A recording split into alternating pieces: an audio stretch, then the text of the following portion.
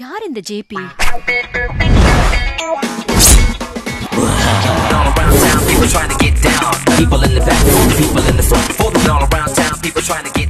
Sir அனாதை ஆசிரமத்துல இருந்து வந்திருக்காங்க சார்.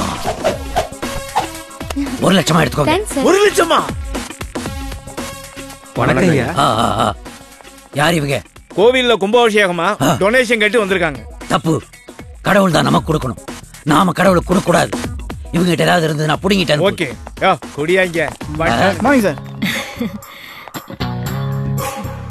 யார் இவங்கெல்லாம்?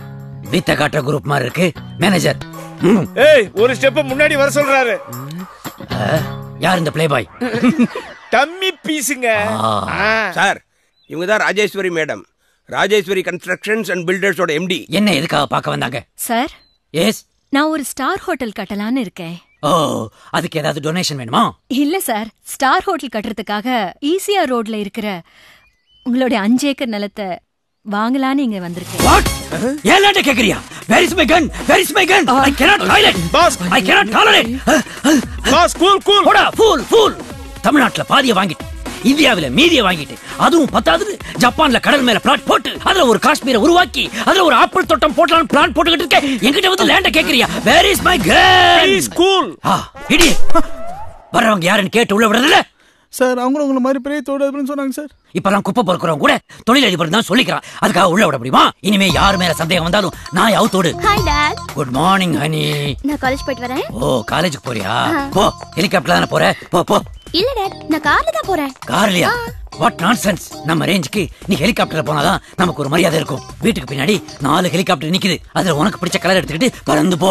அந்த காலேஜ்ல ஹெலிபேட் இல்ல டாடி. வாட்? ஹெலிபேட் இல்லையா? மேனேஜர் காலேஜுக்கு உடனே போன் போட்டு ஹெலிபேட் ரெடி பண்ண சொல்லு. பேசிட்டேன் சார். காலேஜ்ல ஹெலிபேட் கட்டறதுக்கு இடம் இல்லையா சார்? அப்படினா ஹெலிபேட் இடத்துக்கு காலேஜ மாத்த சொல்லு. அதுக்கான செலவை எல்லாம் நானே ஏத்துக்கிறேன். Okay sir. Please dot please. 2 இழுப்பு இழுக்கிறியா? நான் கார்லயே போறேன். ஓகே, இன்னைக்கு கார்ல போ, நாளைல இருந்து ஹெலிகாப்டர் தான். Okay okay dad, bye bye. Bye. வணக்கம் சார். பை. இந்த கிரவுட் இன்னும் கிளம்பலையா?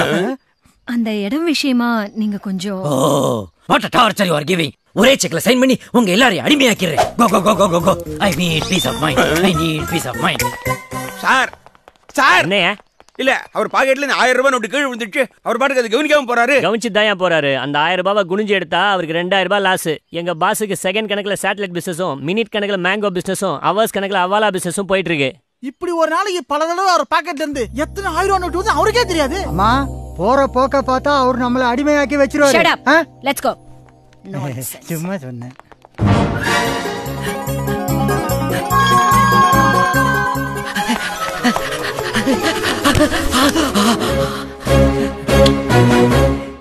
ஓடுற பஸ்ல இருந்து 1 ரூபாய் காயின் விழுந்தாலே உருண்டு வந்து எடுக்கிற வேண்டாம் இந்த சைல்டு சின்ன. 1000 ரூபாய் விழுந்தா விடுவேனா? அண்டர்வேர் கிழிஞ்சாலும் அசால்ட்டா வந்து எடுப்பேன்டா. சரவணா, ஏன் அழுவுறீங்க? இல்ல சரவணா, போன வாட்டி என்ன பணக்காரனாக்குறேன்னு சொல்லி பிச்சைக்காரனாக்கி தேவ்தாஸ் ஆக்கி தெருவில் நாயோட நாயா அலைவிட்டு ஏமாத்துறேடா. பட் இந்த வாட்டி சொன்ன மாதிரியே என்ன ஏமாத்தாம பணக்காரனாக்கிட்டேடா. தேங்க்யூடா. இல்ல பாஸ், இந்த வாட்டியும் நான் உங்களை ஏமாத்திட்டேன்.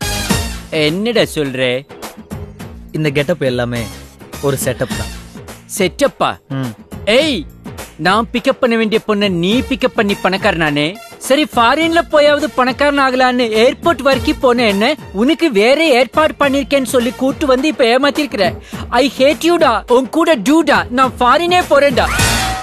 பாஸ், ஃபாரின் இல்ல, இனிமேல் யூரின் போறதுனா கூட என்ன கேட்டுதான் போகணும். What to you mean? உங்க பாஸ்போர்ட் என் கையில தான் இருக்கு. அங்க பாருடா. அது மட்டும் இல்லாம இப்ப திட்டி அமிச்சிங்களே ஒரு லேடி, அவங்க யாருன்னு நினைக்கிறீங்க? யாருடா? தமிழ்நாட்டுல இருக்கிற மிகப்பெரிய கோடீஸ்வரர், வெள்ளையா இருக்கிற ஒரு சொர்ணாக்கா. சொர்ணாக்காவா? இப்போ நீங்க போட்டதெல்லாம் டிராமான்னு அவங்களுக்கு தெரிஞ்சதுன்னு வச்சுக்கோங்களேன், உங்க தோலை உரிச்சு தொங்க விட்டுருவாங்க. டிஐஜி, ஐஜி எல்லாம் அவங்களுக்கு ரொம்ப க்ளோஸ்.